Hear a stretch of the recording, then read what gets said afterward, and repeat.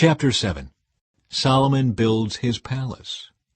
Solomon also built a palace for himself, and it took him 13 years to complete the construction. One of Solomon's buildings was called the Palace of the Forest of Lebanon. It was 150 feet long, 75 feet wide, and 45 feet high. There were 4 rows of cedar pillars, and great cedar beams rested on the pillars. The hall had a cedar roof. Above the beams on the pillars were 45 side rooms, arranged in 3 tiers of 15 each. On each end of the long hall were 3 rows of windows facing each other. All the doorways and doorposts had rectangular frames and were arranged in sets of 3, facing each other. Solomon also built the Hall of Pillars, which was 75 feet long and 45 feet wide. There was a porch in front, along with a canopy supported by pillars.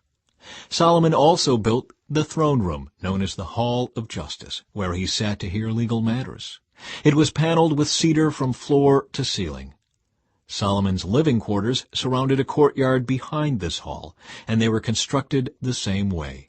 He also built similar living quarters for Pharaoh's daughter, whom he had married. From foundation to eaves, all these buildings were built from huge blocks of high-quality stone, cut with saws and trimmed to exact measure on all sides. Some of the huge foundation stones were 15 feet long, and some were 12 feet long. The blocks of high-quality stone used in the walls were also cut to measure, and cedar beams were also used. The walls of the great courtyard were built so that there was 1 layer of cedar beams between every 3 layers of finished stone, just like the walls of the inner courtyard of the Lord's temple, with its entry room. Furnishings for the temple. King Solomon then asked for a man named Huram to come from Tyre. He was half Israelite, since his mother was a widow from the tribe of Naphtali, and his father had been a craftsman in bronze from Tyre. Huram was extremely skillful and talented in any work in bronze, and he came to do all the metal work for King Solomon.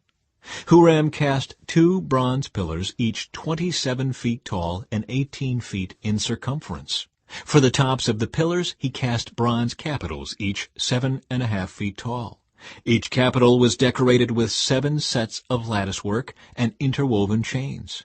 He also encircled the latticework with 2 rows of pomegranates to decorate the capitals over the pillars. The capitals on the columns inside the entry room were shaped like water lilies, and they were 6 feet tall. The capitals on the 2 pillars had 200 pomegranates in 2 rows around them, beside the rounded surface next to the latticework. Huram set the pillars at the entrance of the temple, one toward the south and one toward the north. He named the one on the south Jachin and the one on the north Boaz. The capitals on the pillars were shaped like water lilies, and so the work on the pillars was finished. Then Huram cast a great round basin, 15 feet across from rim to rim, called the Sea. It was 7.5 feet deep and about 45 feet in circumference. It was encircled just below its rim by 2 rows of decorative gourds. There were about 6 gourds per foot, all the way around, and they were cast as part of the basin. The Sea was placed on a base of 12 bronze oxen, all facing outward. 3 faced north, 3 faced west, 3 faced south, and 3 faced east, and the Sea rested on them. The walls of the Sea were about 3 inches thick, and its rim flared out like a cup and resembled a water lily blossom. It could hold about 11,000 gallons of water. Huram also made 10 bronze water carts, each 6 feet long, 6 feet wide, and 4.5 feet tall. They were constructed with side panels braced with crossbars. Both the panels and the crossbars were decorated with carved lions, oxen, and cherubim. Above and below the lions and oxen were wreath decorations. Each of these carts had 4 bronze wheels and bronze axles. There were supporting posts for the bronze basins at the corners of the carts. These supports were decorated on each side with carvings of wreaths. The top of each cart had a rounded frame for the basin. It projected 1.5 feet above the cart's top like a round pedestal, and its opening was 2.25 feet across. It was decorated on the outside with carvings of wreaths. The panels of the carts were square, not round. Under the panels were 4 wheels that were connected to axles that had been cast as one unit with the cart. The wheels were 2¼ feet in diameter and were similar to chariot wheels. The axles, spokes, rims, and hubs were all cast from molten bronze. There were handles at each of the 4 corners of the carts, and these too were cast as one unit with the cart. Around the top of each cart was a rim 9 inches wide. The corner supports and side panels were cast as one unit with the cart. Carvings of cherubim, lions, and palm trees decorated the panels and corner supports wherever there was room, and there were wreaths all around. All 10 water carts were the same size and were made alike, for each was cast from the same mold. Huram also made 10 smaller bronze basins, one for each cart. Each basin was 6 feet across and could hold 220 gallons of water. He set 5 water carts on the south side of the temple and 5 on the north side.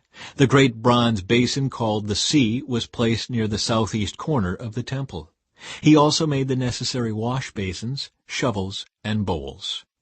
So at last Huram completed everything King Solomon had assigned him to make for the temple of the Lord: the 2 pillars, the 2 bowl-shaped capitals on top of the pillars, the 2 networks of interwoven chains that decorated the capitals, the 400 pomegranates that hung from the chains on the capitals, 2 rows of pomegranates for each of the chain networks that decorated the capitals on top of the pillars, the 10 water carts holding the 10 basins, the sea and the 12 oxen under it, the ash buckets, the shovels, and the bowls.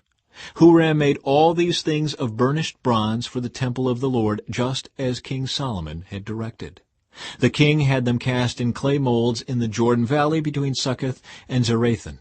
Solomon did not weigh all these things because there were so many, the weight of the bronze could not be measured. Solomon also made all the furnishings of the temple of the Lord: the gold altar, the gold table for the bread of the presence, the lampstands of solid gold, 5 on the south and 5 on the north, in front of the most holy place, the flower decorations, lamps, and tongs, all of gold, the small bowls, lamp snuffers, bowls, dishes, and incense burners, all of solid gold. The doors for the entrances to the most holy place and the main room of the temple, with their fronts overlaid with gold. So King Solomon finished all his work on the temple of the Lord. Then he brought all the gifts his father David had dedicated, the silver, the gold, and the various articles, and he stored them in the treasuries of the Lord's temple.